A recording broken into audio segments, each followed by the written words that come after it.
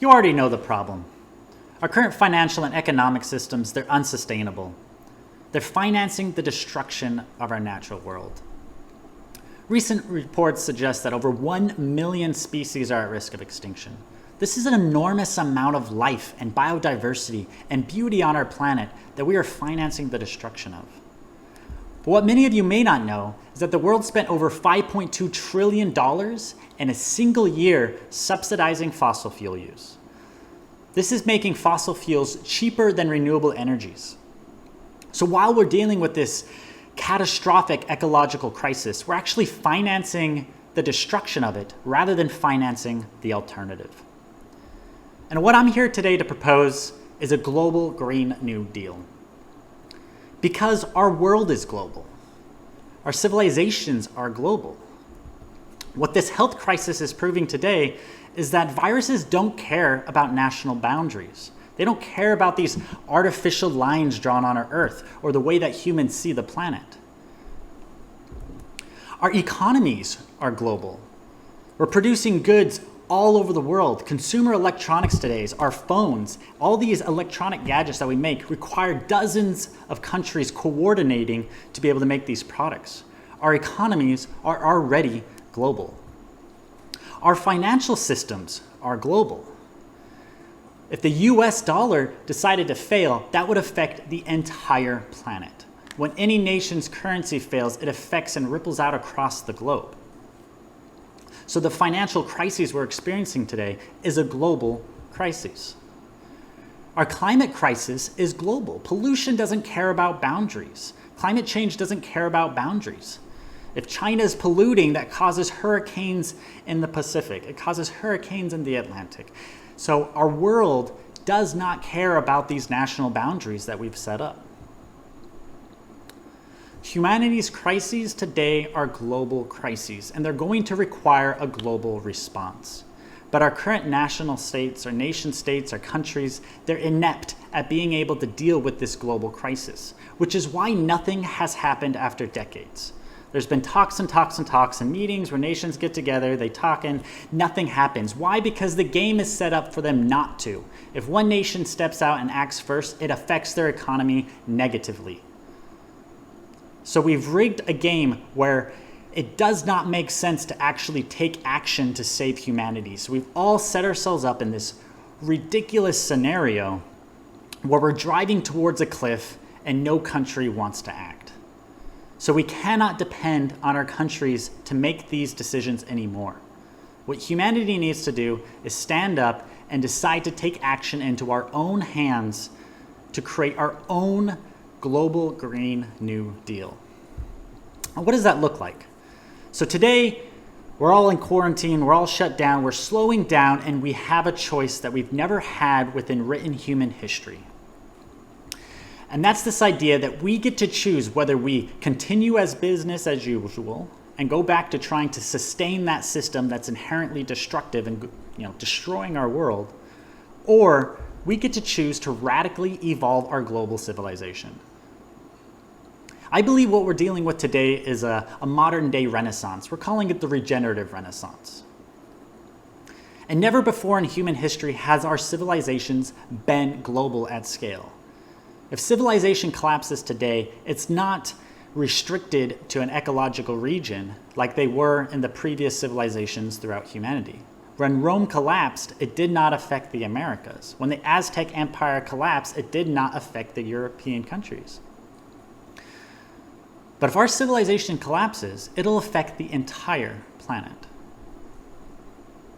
So what does this mean? We have a choice to step into a new type of civilization that we're calling the regenerative civilization. So this is the ability to use our collective energy that we want to drive towards growing, to changing, to evolving, and use this energy to radically evolve the foundations of our civilizations. So what does that look like? Today, our civilizations are set up like a pyramid. At the foundation, every foundation for civilizations is agriculture. And if you see throughout history, civilizations have failed whenever their agricultural base was degraded to the point of failure. This was true for Egypt, for Rome, for the Aztec Empire, etc. So you see as the foundation of our current civilization is an industrial agricultural system that's inherently exploitive. and inherently degenerative. Every year that our agriculture system continues, we're losing topsoil, we're losing arable land, and we're degrading the base in which we need to grow the food to sustain ourselves. Some reports suggest we only have 50 years left at the current rate of agriculture before we completely wipe out our arable soils. And on top of this agriculture system, we have a debt and interest-based money system that requires we continue to turn our natural world into money just to maintain itself. If all money is created with debt and interest, that means we've got to create new money just to pay back that money. We need to create even more of it to pay back the interest. And how does this work? That means we need to turn more of our natural world, or more stuff that was once free, into money. That's why everything that was once free is now turning into a paid service. Everything from childcare to water to, I'm sure soon enough, breathable air. And on top of this money system, we have centralized governance systems, where we've created conditions where psychopathic people are typically the ones that actually rise to the top and have the ability to influence billions of people. We don't need to blame the people who are psychopathic. We have psychopaths. It's just a condition of humanity.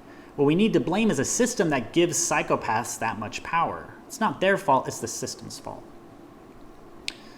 And then at the very top of this pyramid, we don't even know what our collective purpose is. What's driving it? Why is humanity even creating these civilizations? What are we striving towards? What is the goal? If you ask any 100 people what civilization is designed for, where we're headed, you're going to get 100 different answers. And this is the problem. We don't have a shared focus. We don't have a shared directive.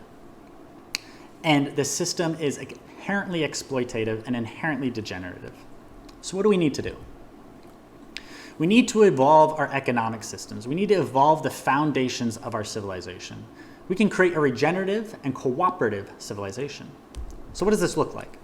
Well, the foundation of our system is going to be built on regenerative agriculture, agriculture that increases the quality of soil, that takes carbon out of our atmosphere and actually puts it into the soil base and reverses our climate crisis while growing healthier, more regenerative, more sustainable food. And on top of this regenerative agriculture system, we can have a regenerative financial system that's inherently regenerative. And what does this mean? It means that the money that we're creating, rather than subsidizing fossil fuel use, we're subsidizing regenerative agriculture. We're subsidizing the planting of trees. We're subsidizing increasing biodiversity.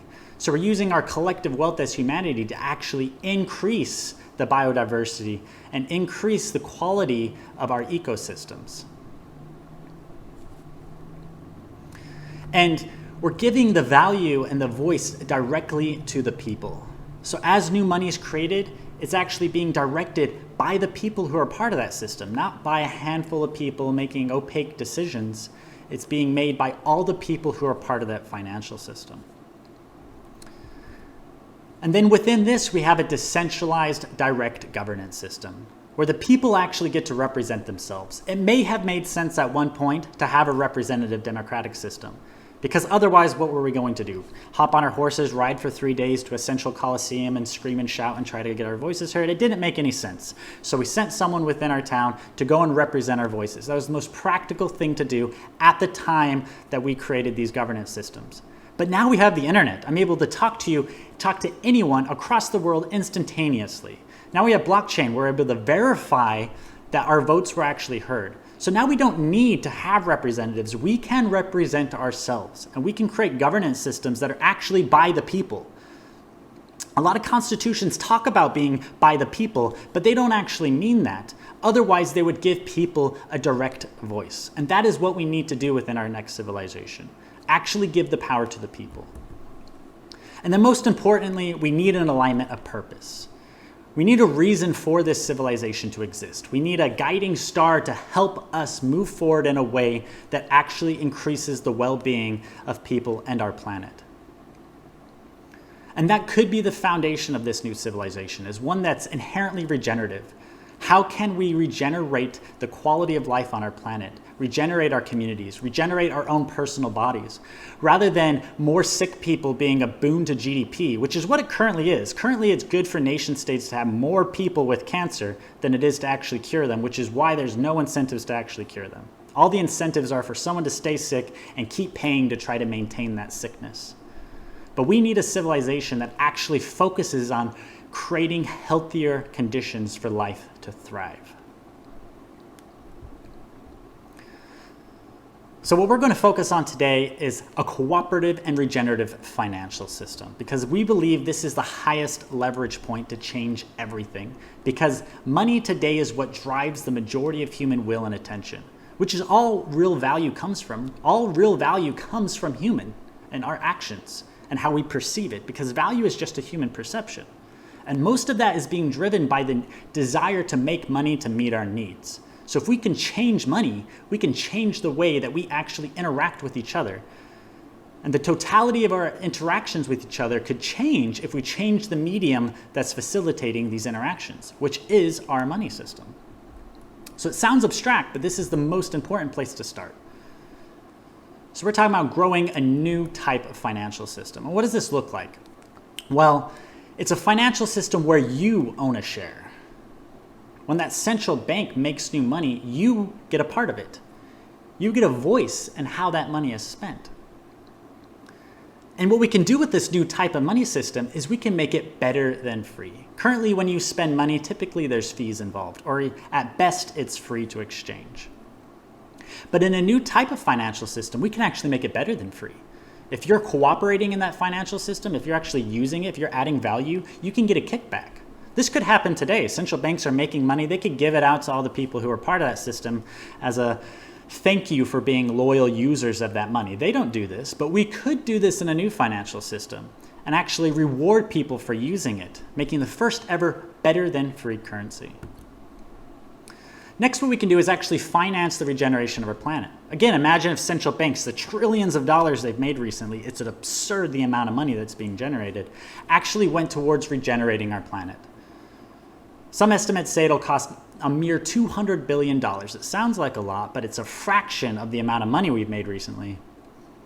Is all it would take to plant the 2 trillion trees necessary to reverse desertification and actually sequester the carbon necessary to stave off the most extreme effects of our climate crisis, right? But we're not financing these things.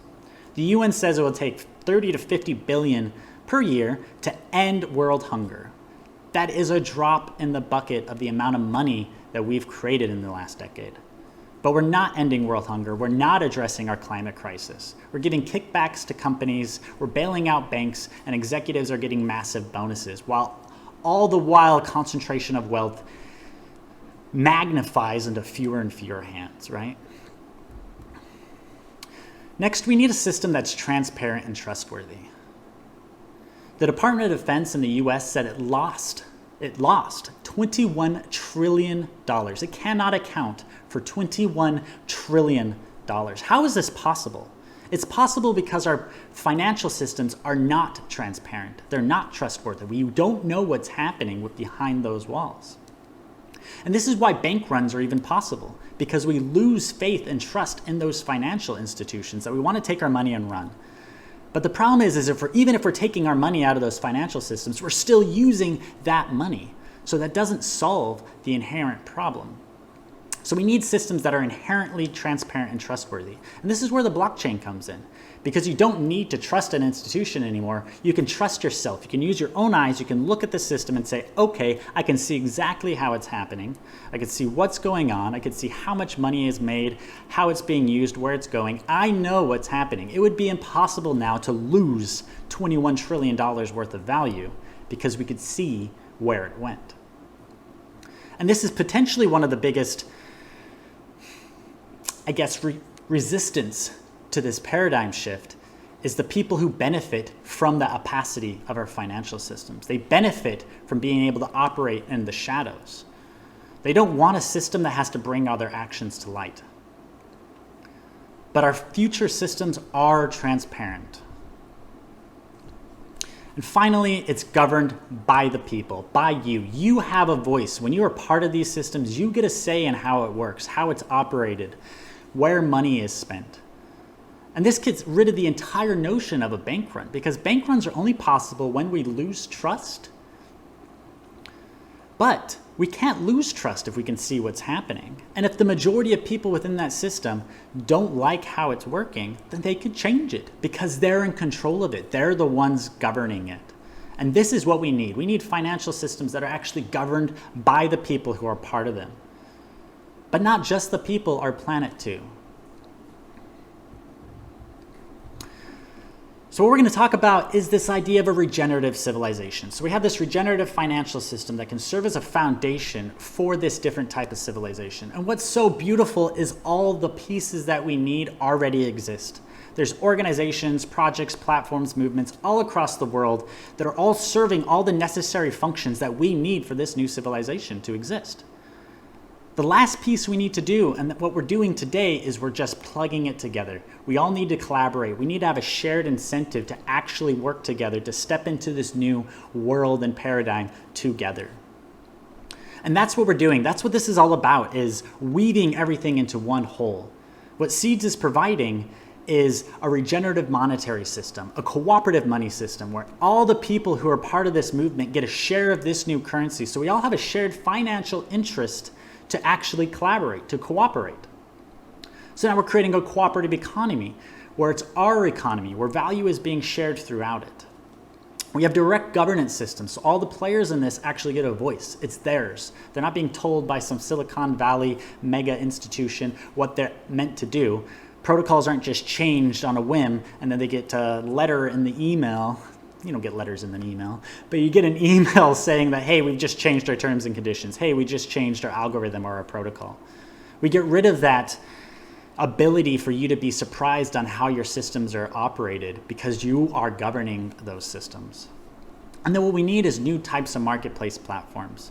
Platforms could actually be free. So this is something else that is radically evolutionary with this new type of financial system, is we can make all these peer-to-peer marketplace and sharing economy platforms that typically take a fee and are typically acting as just middlemen. Now we can actually reward the developers and the maintainers of those platforms without them needing to charge fees, because the financial system itself can give a reward to those platforms for providing that service. Again, imagine if central banks partnered up with community service agriculture or any institution for that matter and said, hey, thank you for growing our economy. Here's some money for helping grow this economy, for helping facilitate all these transactions. We're going to give you a kickback. And this is what becomes possible. All the platforms that are part of Seeds and actually facilitating transactions earn money for facilitating those transactions. So now you can just create a platform that a lot of people find value in. You don't need to charge them any fees and you could still earn revenue. And what this does is all the platforms that choose to plug into Seeds now become more competitive than all existing alternatives because they need to survive off of taking value from their customers. But now we can change the paradigm where developers can think, how can I just provide value where people want to use my platform? And if a lot of people use it, I'll get paid for it. It's a complete shift in the way that we set up businesses. So what's missing? We need to bring in all the transition movements, all of these global movements that are all thinking about building a beautiful world but aren't coordinating yet. We need to bring this coordinated energy into one cohesive movement. Bring in all the beneficial businesses, all of those who are going against the grain, typically making less profit, less revenue because they're trying to do what's right by the environment, by their communities, and by their employees. We need to change this. Those businesses that are doing good things for the world, they ought to be making the most money. And in Seeds, that's true. In Seeds, all organizations get this regenerative reputation. This is how regenerative they are on a global scale and a community scale. And if you're more regenerative, if you're doing right by your communities and the planet, you actually make more money. So it's only beneficial businesses that get the better than free perk. If you're not beneficial, if you're not doing good by the people and planet, then you get free transactions, but you don't get better than free. So it's still an incentive for these degenerative organizations to come into Seeds, but all we do is we give them a bigger reward if they change their behavior. We say, hey, now there's actually money to be made by using compostable materials. Sure, they're more expensive, but now you actually can earn more revenue for doing it. And that's what's going to change the system, is that we need to align incentives for change to take place. Because currently all our incentives say destroy the planet, exploit, and that's the most important way. That's the way to go because that gets you the most value. But we need to shift that story. And last, we need to bring in all the activists and change makers, those who want to create a different type of culture, a different type of civilization. We need to weave them all into this one cohesive movement so we can all align our energy and actually use that to progress into building a different type of civilization. And it's very important to repeat that it is done by direct governance. So Seeds isn't sitting here saying we have the answer. We're telling you what to do. What we're saying is we're providing tools that allow us to come together and collectively come up with new ways to govern. And that's what's so important, is this is a platform that's collectively evolved and governed by all the participants. So everyone who chooses to show up to this story right now, you get to be at the foundation of this new system, helping create it, helping evolve it, bringing your wisdom to that table so that this truly can serve humanity and serve this transition. So that's what Seeds is doing.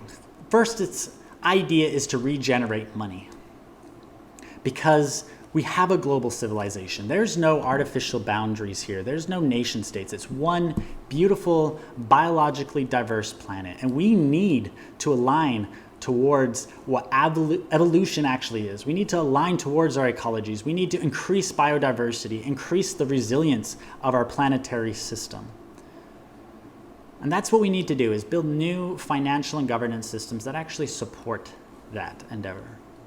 So this is what we're calling the Global Green New Deal, is where Seeds can come in with a new financial system to finance the regeneration. So rather than asking for our current nation states for money, we don't need to use that money anymore. Because every time we use that money system, we're saying yes to a system that's spending trillions killing each other on warfare, spending trillions subsidizing fossil fuel and oil and gas industries, spending trillions subsidizing industrial agriculture, which is degenerating our planet. So every time we say yes to that currency, every time we use it to exchange, we're saying yes to that system of degeneration. So if we want to truly make a change, we need to step out of that system and step into a new one that's owned by you, governed by you, and that you actually get a benefit in. And that is, on top of all of this, driving value towards the regeneration of our planet. And we know that a system like this needs to be easy. So yes, we've created an app. An app is simple.